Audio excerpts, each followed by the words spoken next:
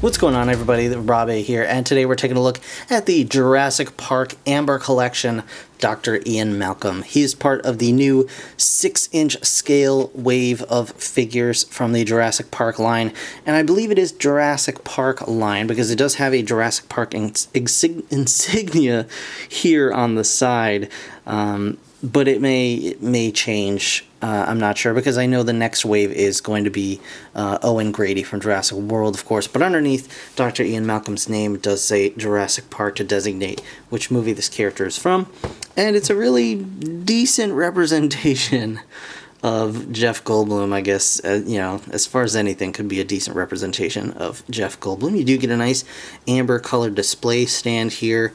We've got a bunch of accessories, the famous cup of water. We do have some hands, as well as the lit flare. So really cool. Looks like we got a lot of articulation going on here. Nice packaging, very simple, very clean. And of course, you get a little blurb on the back about Dr. Ian Malcolm. I'm not going to read the whole thing. You can go ahead and pause it and read that if you want to. And then, of course, we will check out the barcode if that means a thing to you. So, without further ado, let's go ahead and get Dr. Ian Malcolm out of his plastic and cardboard prison. Alright guys, Dr. Ian Malcolm in all of his glory. What else can I say, really? So a really nice 6-inch scale figure. This guy is really tall. I feel like he will be probably taller than other 6-inch scale figures. But that makes sense. I mean, Jeff Goldblum is a tall, mighty man. And I think this reflects that pretty well. I apologize for the little weirdness with the camera. But, yeah, he's got some cool accessories, which we'll take a quick look at here. First of all, he does have the flare. It's pretty much the same as the one that comes with the smaller version, the Legacy Collection version. It's got that clear red going into more opaque, kind of pinkish hue, with that little dynamite stick looking piece of plastic on the end. And that's really all there is to that. Not too much going on there, but it looks good. You know, it works for what it is. And then, of course, we get this little glass, which it's hard to make out, and I'll try and get it to focus as best I can. But there are actually little swirls inside the plastic to replicate the impact tremor moving the water in the glass inside the car in Jurassic Park. So that's really cool, and he does come with an extra hand to hold on to that glass so he can do his little butterfly effect experiments with Dr. Sattler. So that's really neat. I do like that accessory. As far as anything else, he does come with a base as well. You can see it's a nice amber colored base with the Jurassic Park logo on it, and just 2 pegs for his feet. So you got that going on. And then the figure itself. Really, really nicely done. The head on mine is a little wobbly, but you can move it and it'll stay put. It just has a little bit of a wiggle to it, and I'm not sure exactly what the deal is there. It feels like it's on a stock and ball joint system, but I don't want to risk damaging anything by like pulling or pushing. But you can see the the head sculpt is pretty nice. Like, I don't, you know, it's Goldbloomy enough, I think. They certainly got the hair down nicely. Some really good paintwork here. You got all of his little jewelry is picked out in silver, and that kind of turquoise color showing off his little jewelry. And even his alternate hand also includes that same ring for his other more open hand accessory. And of course he has another sort of just, you know, slack, relaxed hand for this arm as well. He does have a little watch printed on there. Really nice.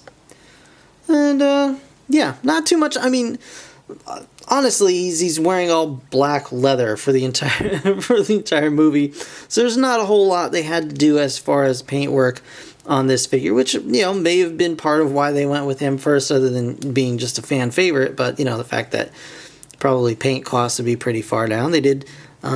He does have eyes painted behind his glasses, which are a little hard to make out, but I think work really well. And those glasses do go onto his face sort of this way rather than pegged into the sides like the smaller version. He does have nice articulation. He's got the arms can go up and down and around. He does have an elbow swivel as well as the elbow joint. Hands can go back and forth and rotate around. He does have an ab crunch as well as the hip rotation. He's got hips going forward, out to the side. He's got a knee swivel. He's got a double hinged knee, as well as nice articulation in the feet as well, so you can get that rock back and forth and rotate around just like that. So you can get some nice poses, I think, out of this guy. If I can get it working. It would be, you know, honestly, it would be nice to have maybe a double hinge elbow, because you can't quite get him resting his head on his hand, but you can get some some sassy poses with proper coaxing. Anyway, I don't know what I'm even doing. Come on, there we go. There we go. I don't know what this pose is. I'm sorry, that looks terrible. Anyway, yeah, you can get some nice poses out of this, but I mean, you know, you're probably just going to want him on his little figure stand with the rest of the Jurassic figures. But for now, we're going to go ahead and replace his hand with the more relaxed version.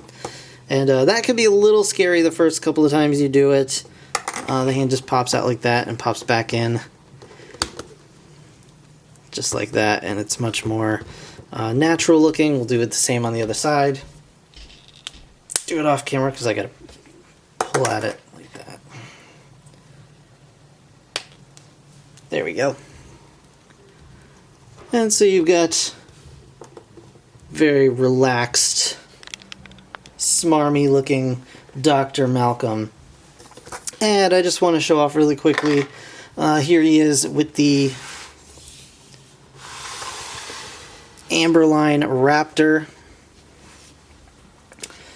which looks very cool, very big, these Amber series Raptors.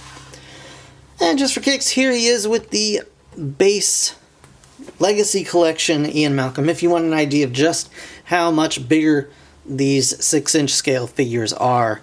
That Malcolm is super tiny next to this guy.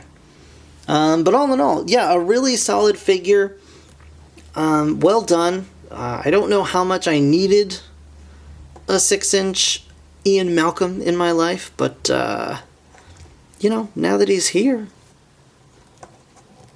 you know, what's to complain about, right? I mean, am I right? So that's going to do it for this video, guys. I want to thank you so very much for watching. I'll be back with more, so stick around, give a like, I don't know what I'm saying. If you enjoyed the video, please hit that like button. It really does help me out. Of course, subscribe if you want to see more. I'll be back soon. Stick around. In the meantime, thanks again for watching. I'll see you guys in the next one. Bye for now.